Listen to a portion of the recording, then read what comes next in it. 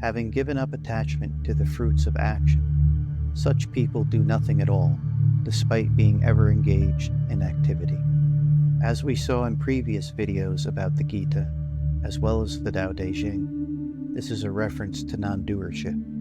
If you remember, non-doership does not mean doing nothing or not acting. Rather, it is doing without a doer.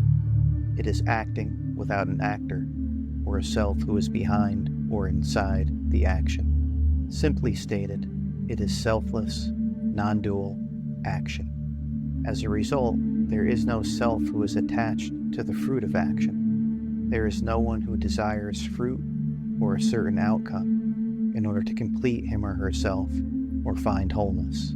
Instead, non-duality and selflessness reveal wholeness.